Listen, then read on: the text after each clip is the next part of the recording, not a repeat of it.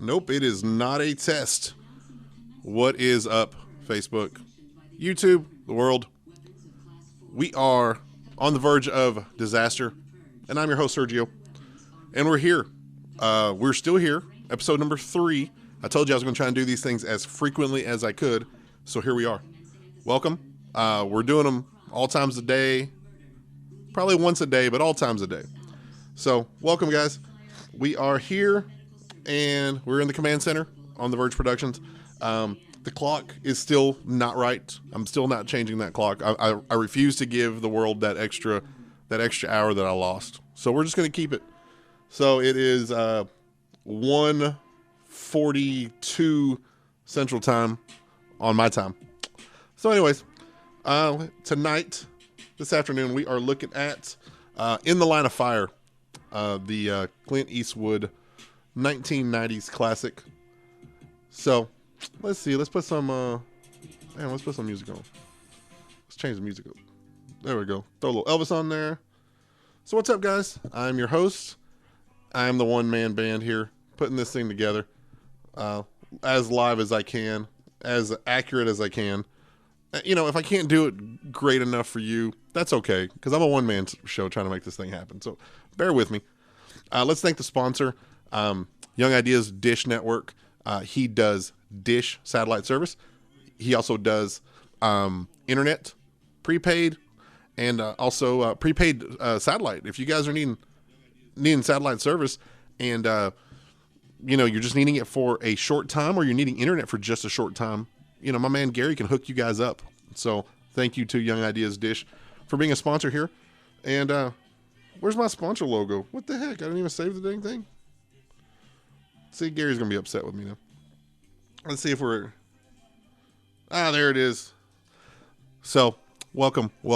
So we are on episode number 3, and I'm going to hit the ground running with this.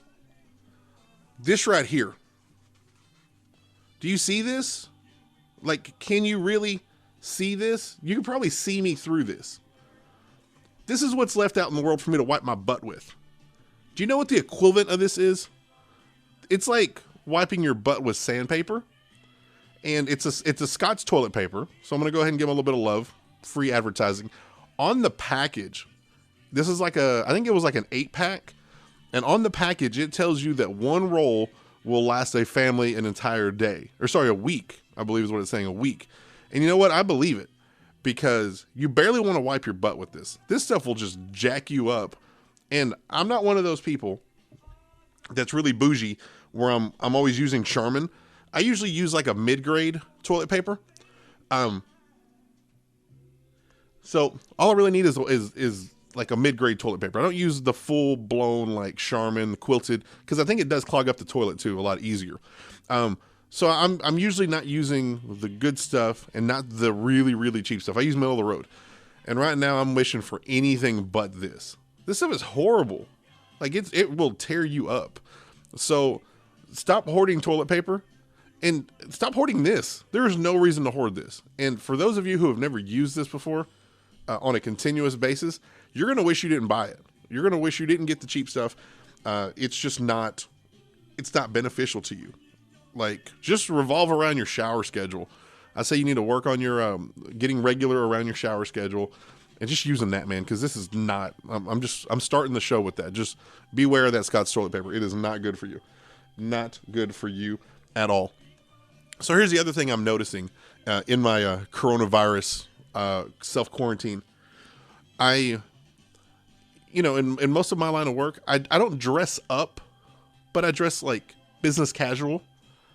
So, and I don't have that much clothes. I've got a lot of shoes, but as far as like articles of clothes, particularly shirts, I don't have that many. I kind of just cycle through them. And, I usually am always wearing something that's like, a work shirt. So I've got a few t-shirts. And I've noticed that I don't have that many t-shirts right now. I don't know if just over the last couple of weeks before the coronavirus hit that I just started, just getting rid of them.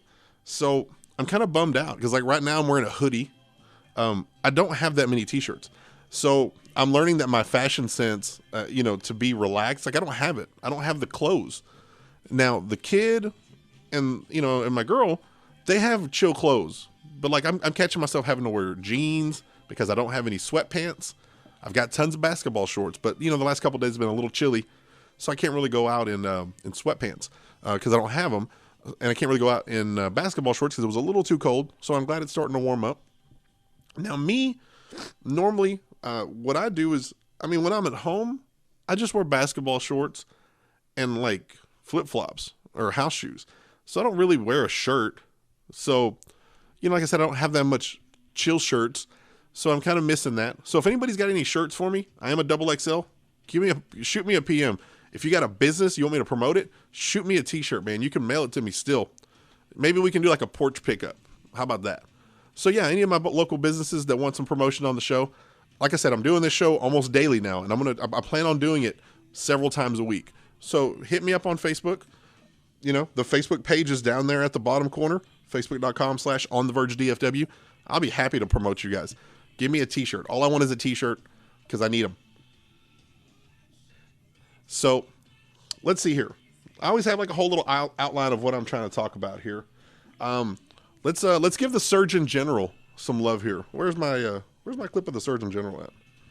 Let's see here. Where's he at? Bam. Here's the Surgeon General. Shout out to the Surgeon General. The U.S. Surgeon General is Jerome Adams. He was on the Today Show today talking about the coronavirus pandemic. And one of the things that he is saying, and quote, this week it's going to get bad. I'm sorry, I'm not the medical professional here. The Surgeon General is. So if the Surgeon General is telling me it's going to get bad, I'm going to take his word for it. Right? If he's supposed to be the leading person for the government that tells us what's going on medically in the country. So if he's telling me it's going to get bad, I'm going to believe him that it's getting bad. And one of the reasons that it's getting bad is because people are not taking it seriously. Take it seriously. We don't want to be locked up. We don't want to be cooped up in the house. We don't want to be cooped up more than we already are. So let's fix that. Let's stay in. There were people that were spring breaking last week, for God's sakes. Come on, stay in. They've been saying stay in for a week. Stay in, unless you got to go out to work or you got to go to the store or whatever. I get it. You got to get out and stretch your legs and all that. But for the most part, stay in.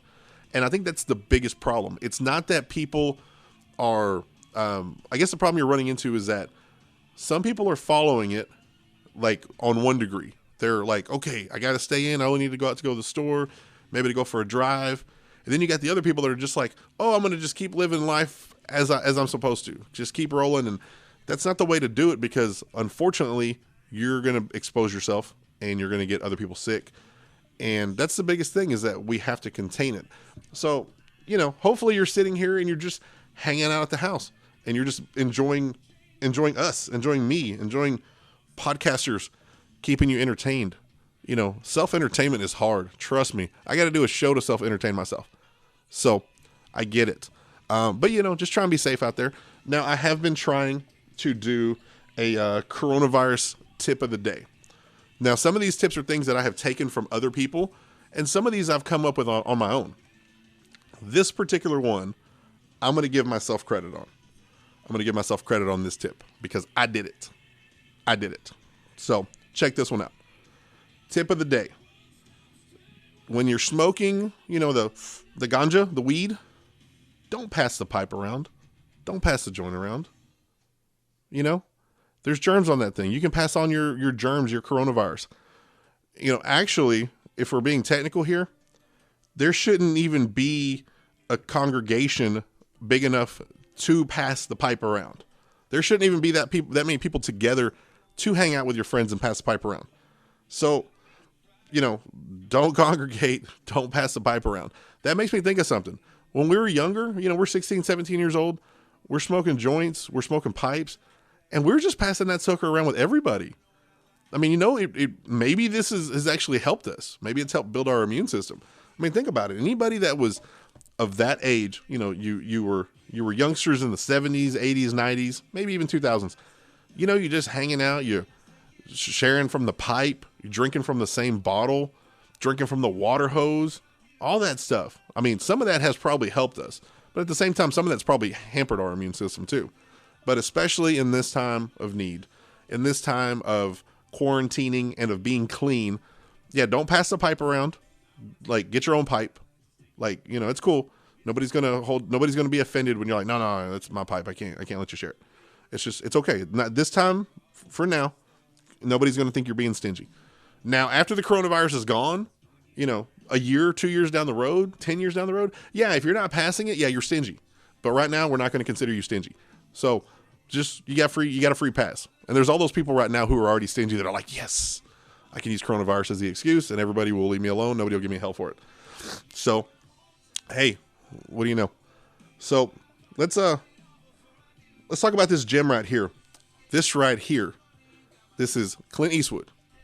He is an actor. He is the actor of actors. Now, Clint Eastwood has his own studio. I think it's with Paramount. I think that's who he's with.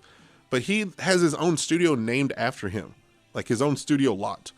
And he's been with the same company for decades. He makes movies all the time. He doesn't make bad movies. He really makes you think. He loves to tell stories. He loves to portray stories of things that have already happened. He loves to take these adapted screenplays and make them into gold. You know, he did American Sniper. Really, really good movie. This one right here, this one is called In the Line of Fire. Now, in this one, he is, I don't want to say old and washed up, but technically that's what he is. They think he's an old, washed up Secret Service agent. He was there when John F. Kennedy was assassinated. He was a part of the motorcade. He's basically the guy that should have jumped in front of the bullet. So that's his character. And then John Malkovich is in it as the bad guy. Now, John Malkovich is like ex-CIA, ex-assassin, this and that. And John Malkovich is the one that actually killed JFK. And he's going after another president. But now he's playing mind games with quote-unquote washed up Clint Eastwood. So it's like a whole like cat and mouse game of him trying to find out who this killer is. And he even calls him, you know, the code name for him is Booth, John Wilkes Booth. So it's kind of cool. It's a really good movie. It came out in the mid-90s. It's on, what is this one on? I've got 1,400 channels, so it's on Stars. But I'm sure you'll find it on, you know, Hulu, Netflix, all that. Let's see the premise on this thing. What's it say? A veteran Secret Service agent who is haunted by his failure to protect President Kennedy returns to duty when clues of a new assassination plot surface. You got Clint Eastwood, John Malkovich, Rene Russo, who Rene Russo was a hottie back in 93 when this thing came out. So check it out. I highly recommend to check it out. Really good movie. Any Clint Eastwood movie. If you're locked up right now in this coronavirus pandemic, check out any Clint Eastwood movie. You can't go wrong with any of them. Any Which Way But Loose, which is the one where he has the orangutan, Right Turn Clyde. Or no, this is Right Turn Clyde. You got to watch the movie to understand Right Turn Clyde. But that's a good movie too. What else has he done? The Good, the Bad, and the Ugly. All that stuff. I mean, just Gran Torino. Get off my lawn. Yeah, all that stuff. I'm not that good at impersonation. So we're going to let's get to story time. I've been doing these scary stories, and I think everybody's been enjoying these. So let's do some scary time. Let me turn down the lights for this one. You're going to have to wait just a second. Let Taylor Swift hold you down.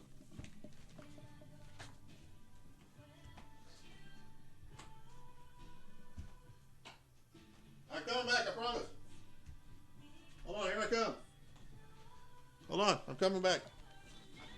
Hold on. I'm back. Hold on. Ooh. Okay, I'm back. Let's see here. Oh, we gotta change the music here. It's hard when you gotta produce your own stuff. And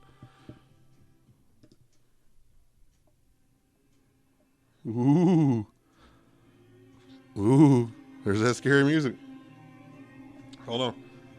I always take it one step further.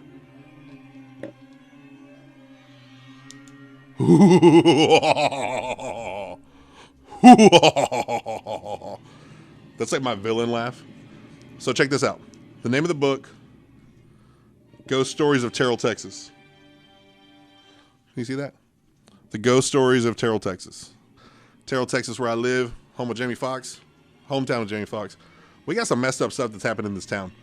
So last night, our last episode, we were talking about the Iris Theater, which is a movie theater. It was the old movie theater. It's still around.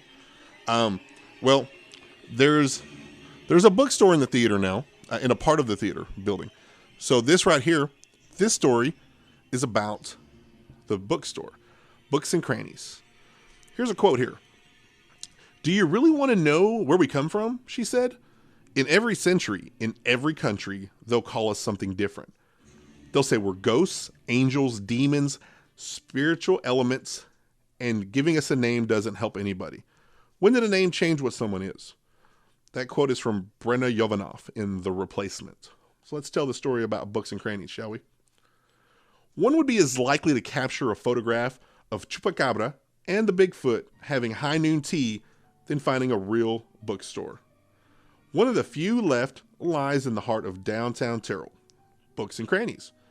It is the cornerstone of the small business community there and is almost a hub for information about the rest of the town.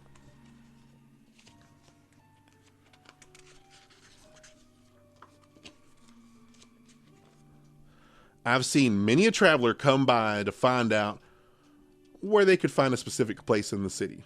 I attribute that to the inviting energy that rolls out the door and the grand iris marquee that draws you to the entrance of the store. The books are not organized in the usual fashion of horizontal arrangement, but vertically stacked in almost a whimsical style. There is also a method to the madness, sorting system, and any of the staff will gladly guide you through. Books and Crannies has been designed for faithful readers who consume books left and right, and unique to any traditional big box store found everywhere else. Let's see here. The store throws caution to the wind with unique shelf displays where books fit into bright white shelves adorned with arches above the aisles. Other aisles have the added allure and beautiful black velvet curtains to divide sections. As any delightful bookstore should, it has chairs and comfy sitting places strategically placed to make it easy for a reading aficionado to sort through their finds. You suddenly feel at home. There is always a quiet, private spot to duck into if you need to get lost in a few pages.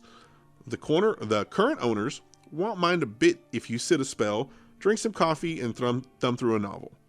All who work there are quiet as librarians, but just ask a question, and they are jumping to their feet to help you find what you want. The owner, Gail, has spoken to me about the times she senses an invisible hand gently and endearingly stroke her arm or hair or heart, or hears her name softly called from the back of the store. She perceives the contact as kind and protective. She has absolutely no fear of the resident spirits and is quite protective of them. I recall a story she shared with me about a paranormal investigative team who expressed irritation with the lack of ghostly interaction during an investigation. One investigator displayed a bit of arrogance, and to no surprise, the study was yielding no results. To elicit some response from the other side, the investigator spoke out loudly to the room. "If you give us some indication that you are here, we will pack up our stuff and leave." Seconds later, a book flew off the shelf and launched itself towards the investigator. Excited, the team continued with a barrage of questions. The owner looked up and said, "You told them you would leave if they responded. They did, and you asked. They did as you asked. You need to be true to your word and leave." The team was dismissed.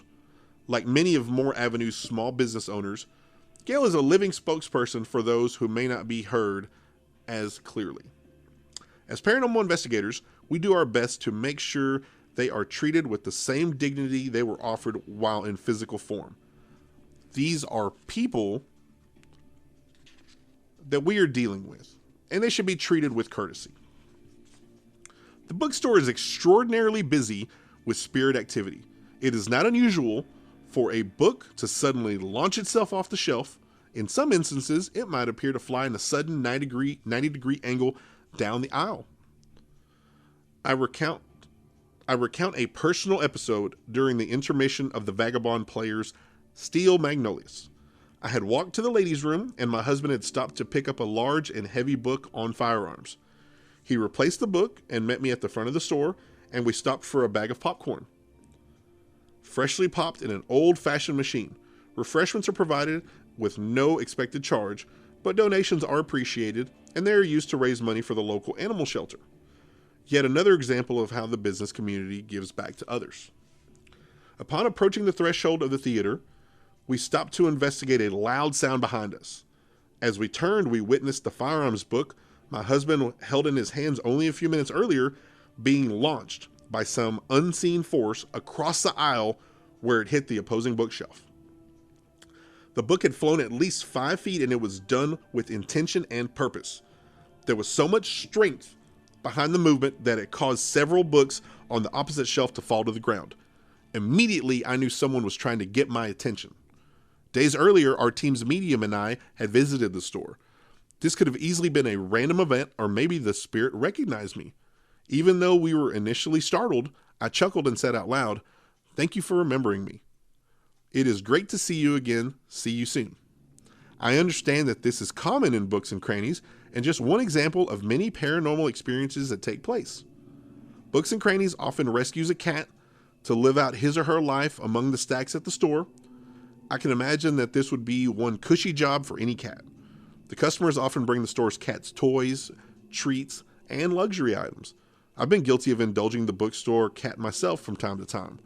What's a little catnip among friends, right? Years ago, a black tortoiseshell named Satchmo was the mascot of Books and Crannies. Sadly, Satchmo advanced to the Rainbow Bridge, and a new feline, a Hurricane Katrina rescue named Maddie, took over the role. One day, the owner approached me at the front door, performing the dance of a small child needing a bathroom trip. I knew that she was excited and must have a juicy new ghost story for me. She did. At this point, I joined her in the dance. She told me of a little girl who had been in earlier that week with her mother.